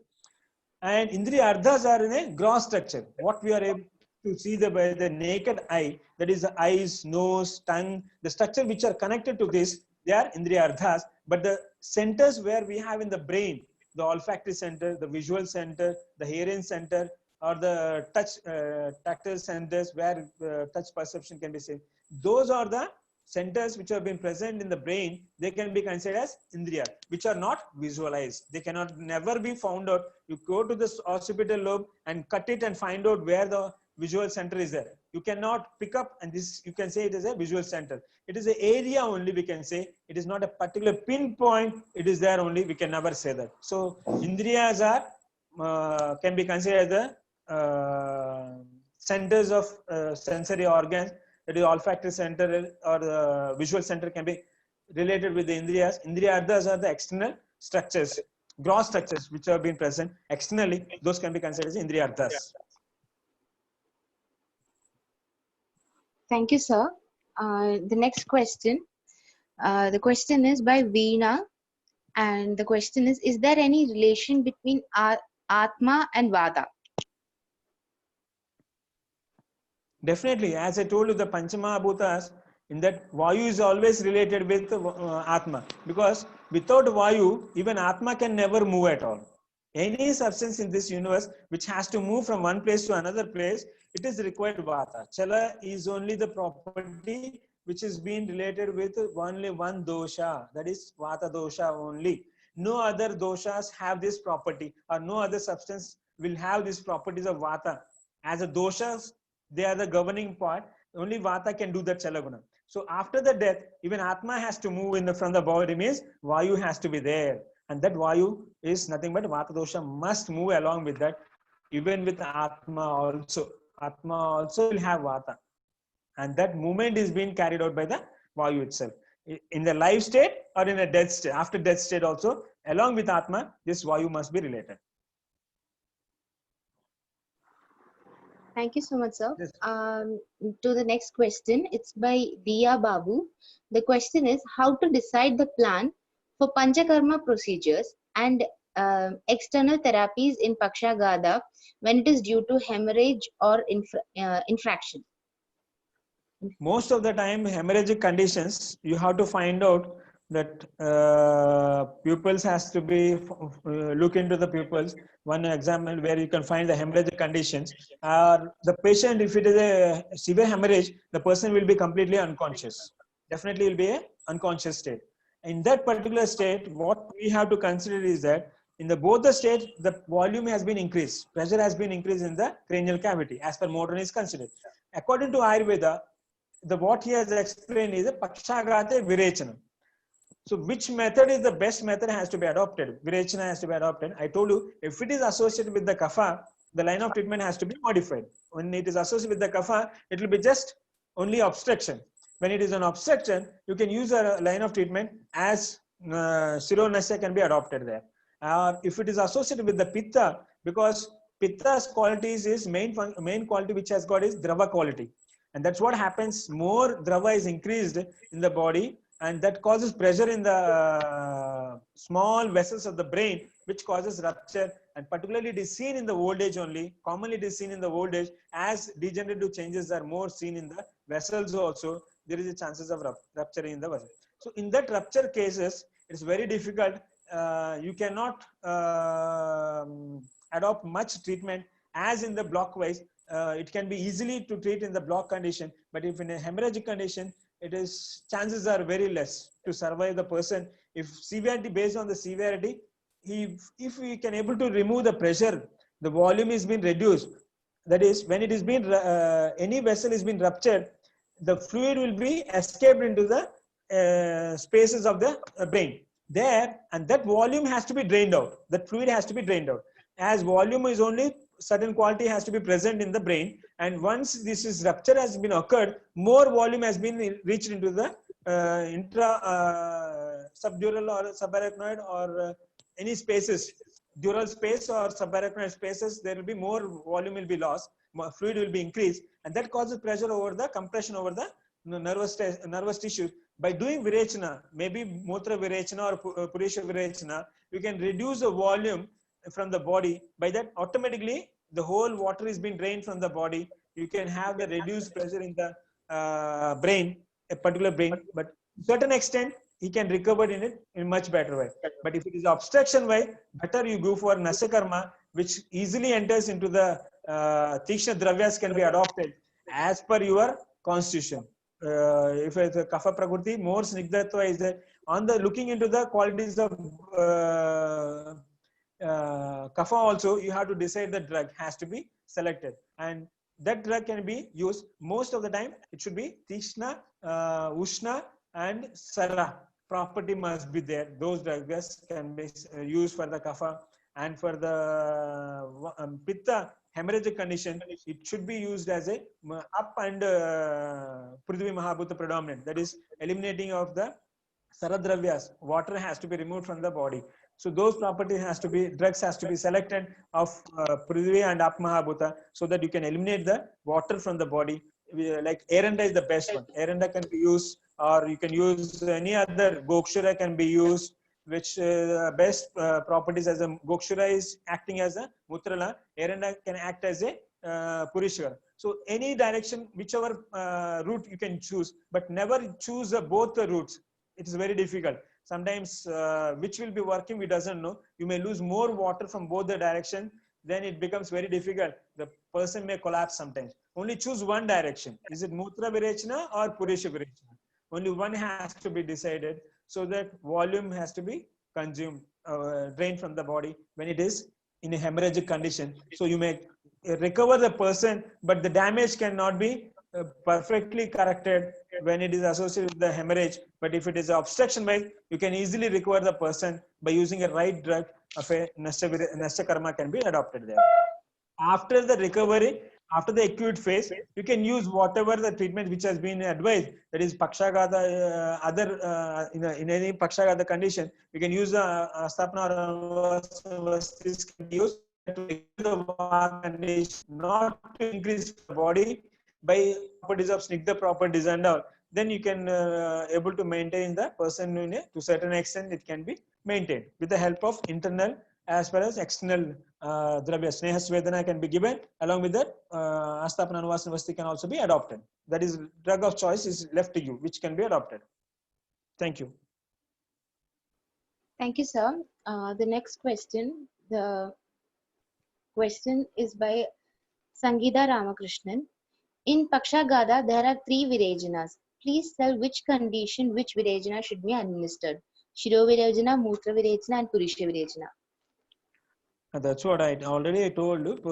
Shiro Virechana is mainly associated with the Kapha, and Mutra Virechana and Purusha Virechana can be, anyone can be adopted in the Pitta, because Pitta property is Drava property. So you have to reduce the Drava there, and where in the Kapha it is obstruction there. There you require to do Nashya Karma, particularly in the Siras itself, where obstruction is there itself. You can use the drugs there itself. So this 2 Mutra and Purusha is commonly used only for to reduce the Pitta, as it has a property of a Drava property. So for Pitta, you use the Mutra or Purusha, any one only, not both. Any one can be administered. For Kapha, you can use for the Nashya Karma can be Nashya Virechana or Shiro Virechana can be adopted. Thank you. Thank you, sir. Over to the next question. The next question is by Arun T. The question is, as CNS is functioning all parts of the body, kindly explain about particular functions of each type of Vada in relation with CNS activity. For example, like vagus nerve in relation with Samana Vada. Actually, it takes a lot of time to explain each and every nerve, madam, because cranial nerves, we have 12 pairs of cranial nerves, and spinal nerves are the 31 pairs of spinal nerves, where these are all individual classification wise. It is very difficult to target a particular, as we said, as a vagus nerve, as a Vana, it is very difficult, because when you try to completely correlate with a particular structure to particular structure of a modern relation, sometimes you will end up in some problems. Like if you take about Pranavayu, as I told you that this classification, why we have done the classification, that's first point to be understood here. Is it required or not? Basic important thing is it required of Vata, that is Pranavayu, Apanavayu, Udanavayu, Samanavayu, is required or not? What purpose Acharya has been classified 5 types of classification. As far as I feel Siddha people have considered 10 types of Vayus. They have more 5 types of being explained more extra than us. The reason you can classify the Vata to many types, as I told you that previously, it can be considered to any type. To single finger also, a nerve that which supplies to the little finger can also be considered as a, you can give the name, as such it can be given the name. But that is not the important point to where it has to be correlated. But it is what we should understand in an individual system wise. You look at as an individual system wise, like you take as a Srotas connection, how it has to be connected, then that will be more useful. Like you take about Pranava Srotas or Annava Srotas or Udakava Srotas or Raktava Srotas or Mamsava Srotas, Medova Srotas. You try to correlate this nervous system with the other Srotas, channels where it has to be considered. And that will be optimal to understand this science in a much better than, rather than relating with the Vanavayu, with the Vegas and all. I don't think so. It is more opt in relating with the modern direct relation. But you better understand the science in the grounds of the same science. So try to understand the Ayurvedic points with the Ayurvedic background itself, rather than try to relate with the modern. But most of the time we try to correlate with the modern relation only to explain to somebody only. It doesn't require actually. Frankly, doesn't require. You can understand in a better sense, but you can never leave the base of our science. But if you get the base of our science, you don't require even the modern science to be getting understand. That's what Acharya says while explaining Sotas also. Yavanto murtimanta bhava tavanteva Sotas prakara visheshaha. So there is no number wise he has not explained. And whatever Sotas I am explaining here, only to the person who does not have a much knowledge regarding the Sotas. But a person who has a well versed in Ayurveda, he doesn't require to have the knowledge of Sotas as such. Because he knows each and every structure, how they have been connected. So the connection must be known. How Vata is being connected with Pitta, how Vata is being connected with the Kapha. That relation you try to understand in the individual system wise. When Vata aggravates in the nervous system, respiratory system, what happens? Pitta aggravates in the respiratory system, what happens? Kapha aggravates in the respiratory system, what happens? One can cause obstruction, one can cause accumulation of the fluid, one can cause the movements of the in the lungs. Like if Vata is being more affected, you find in the emphysema, lung emphysema can be related with the Vata, because in the lung emphysema, you lose the elasticity of the alveolar tissues, and that is causing Chala guna of the alveolar tissue, where the person is not able to breathe properly or absorb the gases properly. That can be related with the Vata. And if you consider about the accumulation of fluid in the lungs, that has to be related with Pitta. And if you find the obstruction in the channels due to Kapha, that is due to the phlegm region, bronchitis and all, that can be related with the Kapha associated one. But definitely with Vata, with Kapha and Pitta, Vata will be associated there. Everywhere it is associated with that. And that is more to understand in a better sense rather than trying to relate with the modern nerves. And if we want, I can try to tell in later. They can contact me there. You can give my number. I will tell them detailedly, individual, how it has to be related. Thank you. Thank you, sir. Since we have a slight shortage of time, there is only time for one more question. And the question is by Dr. Sampath Tegi.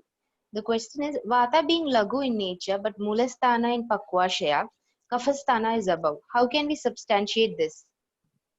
Absolutely good question. It is a Lagu property. See, whenever the property of a Lagu guna is there, it easily moves upwards. It has a nature to move, fly above upwards. See, when you put anything light substance, it falls down very slowly. When you put a which is a heavy substance, it falls very fastly due to the gravitation force. Due to the gravitation force is one and the same only. It is the force is not going to change. This force is one and the same, but the impact on the substance, on the cotton, you take a cotton or you take a stone. The gravitation force is one and the same, but the force that which is acting on this both is different. Being cotton very light, it goes slowly down. Being it is guru, it goes very fast down. So if Vata would have been kept as an upper part of our body, as a Gurasan, because most of the functions have been controlled or regulated from the Kaphasthana only. Most of the Vata functions have been seen in the Kaphasthana only. And if Vata has been kept there and its property is lightness, and definitely it moves upwards. It has a nature to move upward. I'm giving an example. You just light a candle and turn the flame downwards. So naturally the flame moves upwards. It never goes down. It never moves down. Down there is oxygen is there. Oxygen is there still. But still it is not going down. It moves upwards only. Why? That is caused because of the Lagu guna of the Vayu, which makes to push upwards only rather than downwards. And Acharya, I don't know how they could able to find out that this Pakwashaya is the Mulasthana of Vatasthana, which is a regulating part of our body. And it is not just regulating part, it is a part where it is being formed. Vata is being formed in Pakwashaya. That is more important point. Because there is no, even Vata is required nourishment. Pitta is required nourishment. Kapha is required nourishment. From where you get this nourishment? And that we get from the process of digestion. As they have been explained, first stage of digestion gives Kapha. Second stage of digestion gives Pitta. And the last stage of digestion gives Vata. That occurs in Pakwashaya, where the process of ending of digestion is there. That is the Vatasthana. Most of the time they are related with the large intestine. And I have been advised one of my students to present a paper on this. Pakwashaya, vice versa, ileum. The terminal part of the ileum is the most apt part to be considered as the Pakwashaya, as it is the part where complete digestion is over and where the Vayu is formed in that particular place. And Pakwashaya is the apt site where it lies between the Nabhi and Garbhashaya. It's a location what he has explained in it. So to substantiate that, if Lagu Guna is been there, if it is been kept in the uppermost part, it has a nature to move upwards. That Lagu moves away from the Brahmarandra, the life goes away very fast, you will die.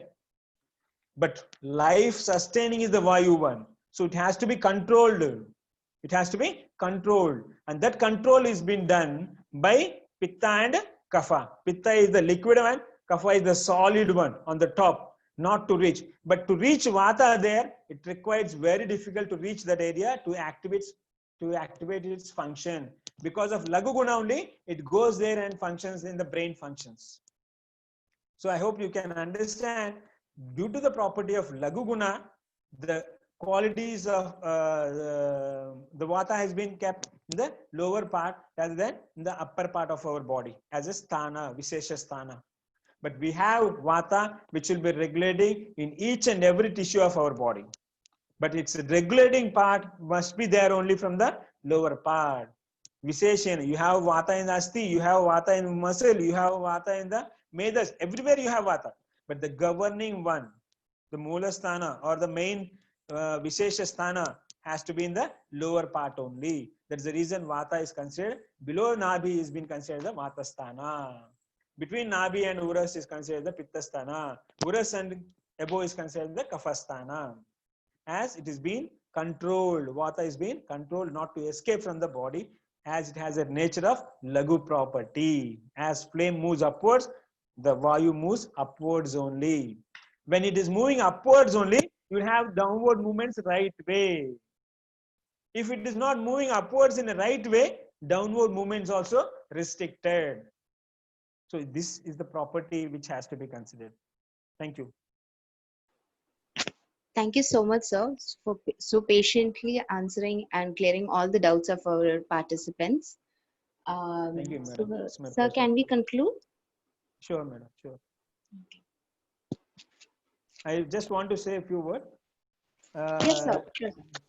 Before completing, and again, thanks for the Diksha for giving me this opportunity to share some of my views and how far I could able to present in a right way. These are my opinions, and it is not necessary that it has to be accepted. And it is the best thing in our life is that we should be a best listeners, and then you decide is it correct or not. Then only you have to be applied. But if you are not a good listener, you can never learn from this science. And most of the topics which have been explained here, they are based on logical thinking only you can understand, rather than just correlating with other structures and all. Think logically, you can understand more. And again, once again, thanks for the Diksha for giving me this opportunity. Thanks one and all. And once again, happy Doctor's Day to all of one and all. Good night. Namaste. Subharatri. Thank you, sir. So we are going to conclude now.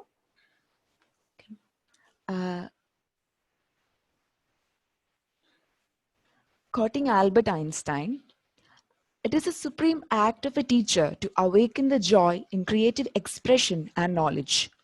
It was really delightful listening to you, sir. Thank you so much for sharing your knowledge with us. It has moved us to pledge ourselves to become good doctors on this special day. Thanks to all the participants for spending this evening with us. On behalf of the entire Diksha team, it's my great joy to thank you all. I would also like to remind you to stay connected with us on all our social media platforms so that we can extend our relationship further. Because all of us live for the same goal, which is the vision of Diksha, promotion, propagation, and protection of Ayurveda. Once again, thank you all. Good night.